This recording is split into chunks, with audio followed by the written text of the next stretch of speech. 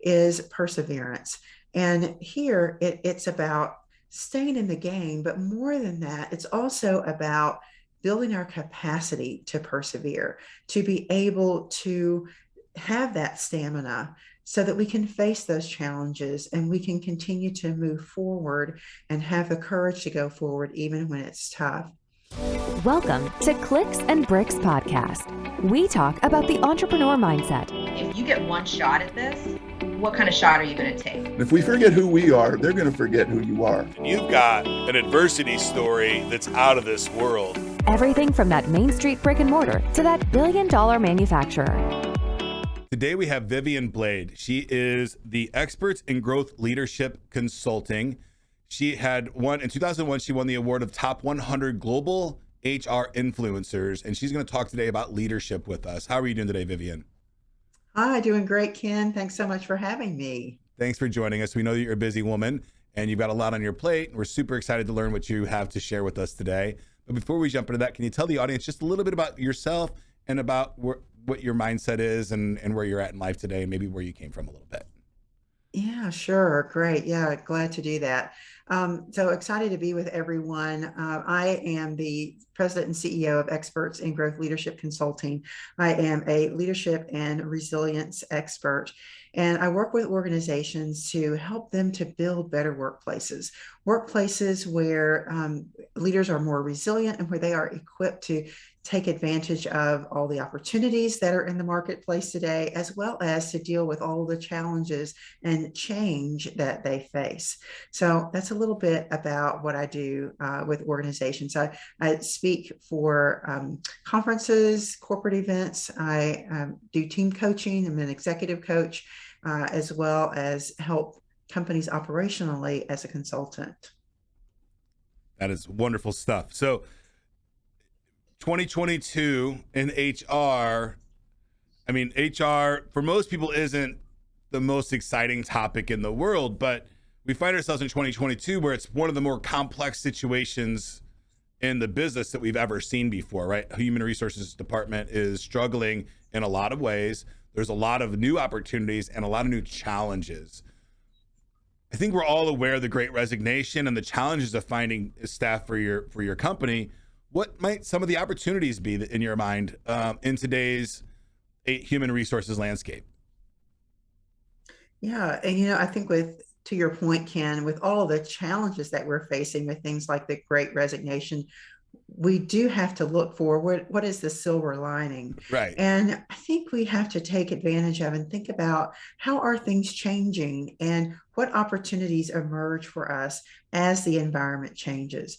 In the space of HR, it's a great opportunity to redevelop our talent, to make sure that we're investing in our people, because so many organizations haven't really done that well. And now we're finding that with a lot of the challenges and having enough talent and the types of talent that we need, that it's a great time to retool and to redevelop the skill sets. And when we do that, we find that our employees want to work for us. It keeps them sticky. And, we create a better work environment and a more productive work environment. So I think really looking at that change, taking it by the bull by the horn, and seeing what we can do with it. Right. I think it's been a really good opportunity for me to, as a president of a company and owner of a company, to almost take a more relaxed stance with how my staff operates, right? And the consumers are a little today, and I don't know how long this is going to last, they're a little more acceptable of a little bit slower service, or having to retool something because the person that's doing it probably wasn't trained properly because of this Great Resignation. We're hiring people quickly, and people are leaving to go do their side gigs, or their anybody that has a lot of ambition today. There's so much opportunity for a person to do whatever they want to do that they don't necessarily have to take that factory job or that frontline job. They can do other things. So I think the entry level job is the one hurting the most in my experience. Is that what you're seeing too in the world? In many cases, yes. In many cases. Like the mid to higher level, like systems administrators, database administrators, those people are still readily available. You can hire those, but a young person out of school looking for an entry level position, anywhere between $13 and $20 an hour, that person is really hard to find because they can do so many other things to make that kind of money. They can drive for Uber, they can do Postmates, they can do walk dogs, right? There's all kinds of jobs that this gig economy has created with these apps that, a traditional American corporation is struggling in that entry level. And if you don't have that entry level, then who do you promote? Because I really like promoting from within. I don't like to hire middle management from off the street if I can avoid it. So that's this challenge on nurturing talent in the future because our entry level is suffering so much right now. I'm not really sure how to overcome that problem today, but I'm sure that we'll all continue to work together and figure that out. So yeah, hey, Ken, I think a lot has to do with the cultures that we create, to attract, because you're right, the younger generations have different choices and they see their opportunities for their careers differently than boomers or Gen Xers that had a different experience when we were growing up, and our role models had a different experience. And so they think about life, they think about careers differently. And if we are mindful of that and how to meet them where they are and create this culture where they can explore, there's an entrepreneurial opportunity with us being entrepreneurs. How can we help them to feel that they are a part of that and gaining experience as an entrepreneur so that they too can go and change the world with all the ideas that they have? Right. To take those chances, right? I think if I ever pass anything along to somebody, it's that if you want to do something and you're really passionate about doing it, take the chance. Don't put that idea on the sidelines, right? It's so easy to do. Like, to lay in bed at night and say, oh, I've got this idea, I should do this tomorrow morning. And then tomorrow happens like, oh, that was a silly idea. That could never work. I can't change the world, right? But, do one thing tomorrow about that idea. Maybe reach out to somebody and say, talk to them about it. It's a really cool time to be alive. I know there's a lot of struggles and COVID's been horrible for a lot of people, but the amount of opportunity that's out there today, I literally get chills every time I really stop and think about it. It's so exciting. Oh, now, yes, it is. And I was just, I'm getting ready to do a workshop for an association on courageous purpose. And what you were just talking about reminded me of that so quickly. Just that we all have a purpose and that we have to be courageous and take that step, as you mentioned, and not let those opportunities pass us by. So just wanted to throw that in there for people to encourage and inspire you around having a courageous purpose. Absolutely. And I promise you that not taking that step takes more courage than taking the step. Just do it. I promise you, when you're on your deathbed, you'll be happier that you did it, and you're going to regret not doing it if you're thinking about it, especially if you have that thought 3 or 4 nights in a row, you got to take some kind of action, right? I just can't imagine having the same, I want to do this for years and not trying to pull the trigger, not trying to execute on it. It's really sad when I see that happening, and it's something that I don't wish on anybody, to want something and not try to go get it. Now, you've won, you're award winning, you've got 4 books that you've written, but that's not always been the case, right? You've not always been an entrepreneur. You started out with a giant company, General Electric, right? GE, and you're in one of the departments. Can you tell us a little bit about, what your experience was working for, GE is a giant company, and you're there, you're chugging along, you're going through, have some mind of, where you're going to be. This is my retirement company, potentially stock options, all that fun stuff that you get when you're in corporate America. But you exited that, and now you're your own boss. Can you tell the audience a little bit about what that exit looked like for you, some of the emotions you might have had, and then how you got to where you're at today? Yeah, sure. Yeah, it was unexpected for me. And I, coming out of school, I got my bachelor's degree, my MBA, got into a management intern program with a company out of graduate school. And then I spent some time working for Humana. That was my first corporate job out of graduate school. Worked for them for almost 10 years, and then was recruited over to work for GE, and was there for almost 13 years. And so my sights were set on becoming a leader, and I had made it into what we call the executive band of the company. I had the opportunity to have a lot of leadership development training, and went to GE Crotonville, and went through the management development course, and had sponsors and mentors, and really working hard, and had the support of other people who were also in my corner cheering me on and supporting me to help me to make that trek up the corporate ladder, if you will. And so GE was going to either sell or spin off the appliances division, who I worked for. And at that time, I was thinking about, well, if I find myself without a job, we're bought out by someone, and our family was not necessarily going to leave the market that we lived in, what would I do? And I started thinking about entrepreneurship at that point in time. And so put that aside as things changed, but then the downturn changed. The downturn, sorry, came, not changed, but the downturn came. And at that point, I began to, be concerned, like so many people were, about, what's going to happen to your jobs and what's going to happen next. I had to lay off some of my team and help my other team members be placed in other positions or risk being laid off. And then the next round came of layoffs, and I was laid off. And so that led me to dust off those notes I had made before and think about, what do I do now? Ken, when I went to the outplacement service and we do those assessments, they, have you, fill out the assessment forms, and they tell you what will be good career moves for you going forward. Well, entrepreneurship was not at the top of the list. In fact, specifically, the gentleman told me, well, entrepreneurship is not necessarily the thing for you. But I went ahead anyway, because, of course, at that time, there weren't a whole lot of jobs, and there weren't a whole lot of options in 2009. And so I forged ahead and created Experts in Growth Leadership Consulting.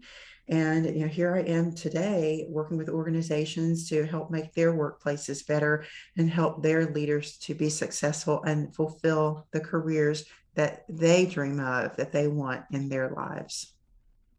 So you were told, not the gig for you. You said, I don't care, I'm going to do it anyway. And 2009 was a rough time, right? We just had the housing crash and all this stuff, and it wasn't that far after the .com bubble burst, right? So a lot of us, I lost a lot of money in 2000 when that .com bust happened, and then a lot of money again in 2008 when the housing market crashed. So all those times are very challenging. So at this point, you say, I'm going to be in charge of my own destiny. I'm not going to be laid off from a job again. I'm gonna go forward and do this. And today you've got awards, 4 books, good thriving consulting business. During all of that, you had to overcome a lot of adversity, and you've developed a lot of resilience. And you've created the 5 resilience ready principles, and it's in one of your books. Which one of the books does that come from? It comes from Resilience Ready: The Leader's Guide to Thriving Through Unrelenting Crises. That's the full title of that book. And if I wanted to pick that book up, where could I buy it? You can find it right on Amazon. Amazon, I can get that book. You can get almost every book on Amazon today. Yeah. Fantastic. So can you walk us through those 5 principles that you've developed to help you and help your clients overcome adversity with resilience? Yes, absolutely. These 5 resilience ready principles came a lot from my personal experience. And then I did some research and interviews for the book, and talking to professionals and entrepreneurs and leaders in organizations to really understand what their experiences had been, and reflecting on my own layoff in the past, as well as what it really has taken as an entrepreneur to get to where I am today. What was really important to the success of being able to thrive? And that really is what we want to be able to do. We want to be able to thrive, and how we can do that around these 5 resilience ready principles. And the first one is our perspective. How do we see things? How do we see the opportunity? How do we see the challenge that we're going through? The second is purpose. And we've talked about that a little bit, but having that courageous purpose when we're going through change, when we're entrepreneurs and we're looking at what the opportunities are, it takes courage for us to step up and fulfill that purpose that we're destined for. The third is perseverance. And here it's about staying in the game, but more than that, it's also about building our capacity to persevere, to be able to have that stamina so that we can face those challenges and we can continue to move forward and have the courage to go forward even when it's tough.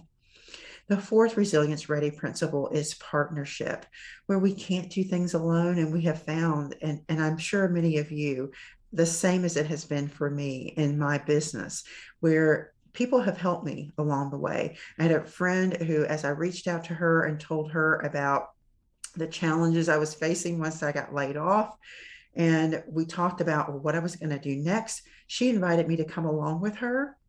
Her name is Jean. She invited me to come along with her to some of her clients to see what it was like to be a consultant. She brought me along as someone working with her, not just as an observer, but to work beside her, and had her clients pay my travel expenses, so that I wouldn't have that extra expense. So we need that partnership. Also, when we're going through crises and change, we need to make sure that we're not isolating ourselves with the challenge that we're going through. Mental health is so important, making sure for the people who work in our organizations that we're reaching out, making sure that we're offering support and understanding the support that they need. And then the fifth resilience ready principle is praise. And first there, we have to give ourselves some grace, because when we're going through change, when we're going through challenge and crises, it's going to be messy. Everything's not going to be perfect. And we know as entrepreneurs, there are many days that we feel like we failed, and we need to give ourselves some grace. It takes a lot of effort also, and we have to look at the small milestones. What are the small accomplishments that add up to big accomplishments along the way?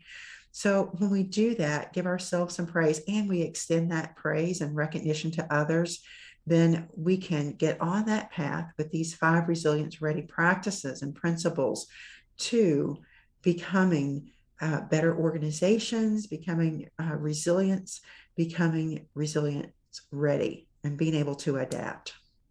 Wonderful. I think that is phenomenal news. I think people forget all the time that when you're climbing a really tall ladder, you don't start from the top. And it's really important sometimes when you take a little break to really celebrate the rung that you're on, right? And it's so hard sometimes when you're like, man, I'm so far away from where I want to be, to stop and say, wow, I'm further than I was yesterday though, right? And that's something to celebrate. It's those little steps. You don't start at the top. I don't think I'm sure that there's some blessed people on the planet that got that easy start. I'm sure that they have their own hurdles and perspective of the world and what their challenges are as well. I think at every stage of my life, I've had different perception of what my challenges were and how they were different than other people's, right?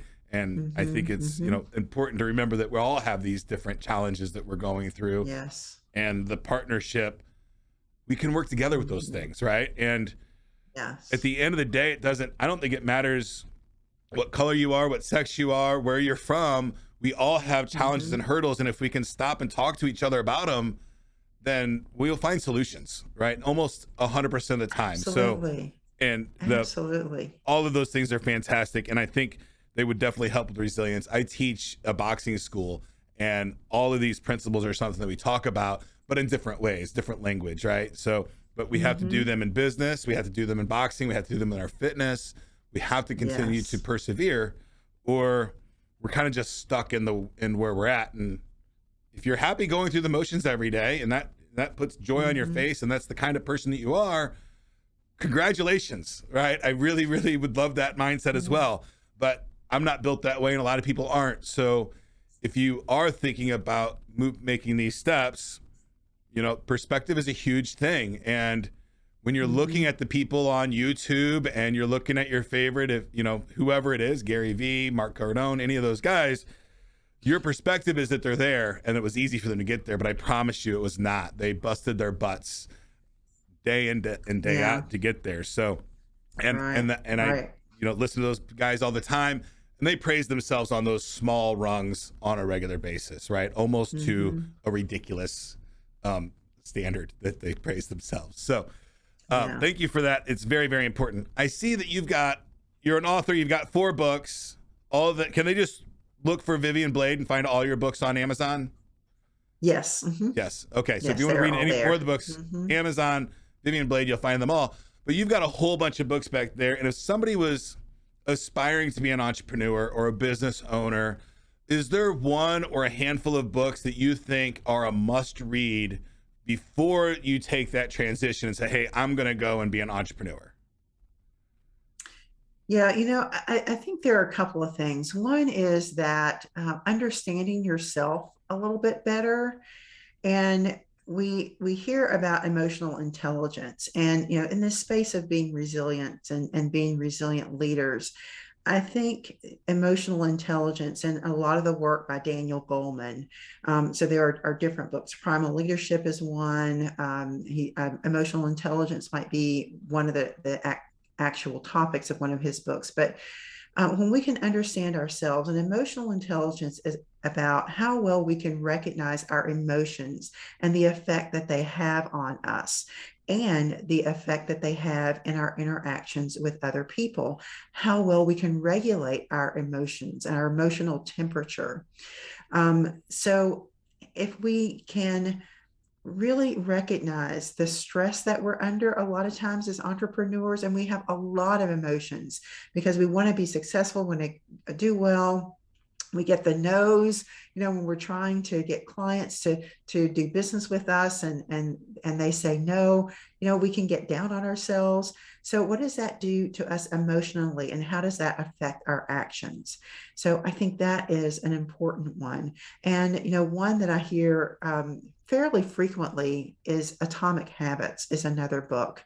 And that is, what habits will help you to be able to implement consistently the actions and the activities that you need to do each and every day as an entrepreneur, so that you can make that progress forward, rather than getting stuck or feeling like I don't know what to do next. So I think that one would help people as well. And that was Atomic what? Habits. Atomic Habits. HAB. Okay, I've not heard of that one. HABITS. I'm definitely checking that one out. I just finished Gary V's 12 and a half. It's a new book, and it helped me a lot with emotional intelligence. It's not it's the way he puts it together, those 12 and a half different attributes that a leader should have is pretty neat. And I like that he has for each of those 12 and a half different attributes. And the last one is candor. He says that he's not very good at it. I'm not either. I'm actually really bad at candor. I'm trying though. There's an exercise to go along with each of those different attributes or leadership attributes, which is a lot of fun. Like there's a push-up one that's for tenacity, and I've not done them all yet, but I'm working through them. So it's been a lot of fun. Vivian, awesome. Yeah. Very much I was appreciate. going to add too. Go ahead. Can just to let people know that James Clear is the author of Atomic Habits, in case they want to look for that specifically and look for that author, James Clear. Okay. Do you know if there's an audio version? Yes, there is, because I listened to it. Yes, there is. Okay, fantastic. Yeah. I listen to my books, and my trick for listening to book is I listen to them when I'm driving, and I listen with like 1.2 to 1.5, depending on who the reader is, so that I can get done with it a lot faster and just get that knowledge, because I'm really trying to get as many books into my mind as possible. There are a couple that I read over and over. Rich Dad, Poor Dad, I read a lot, and Think and Grow Rich. I literally have a couple pages that I read over and over in that to try to make those thoughts just part of who I am. But awesome. Thank you for your time today, Vivian. I had a lot of good time. I think these 5 principles are really, really good for everybody. Is there anything that you would like to leave the audience before we go? Yeah, just to say that you can be resilient ready, and you can adapt to the changing situations, even when it seems like, especially as entrepreneurs, on those down days that things aren't going well or as we had planned, that you can get to the point of thriving. And just think about these key principles, what they mean for you and your personal life, personalize them for you, and keep moving forward. And if somebody wanted to work with you directly on a project, how would they get in contact with you?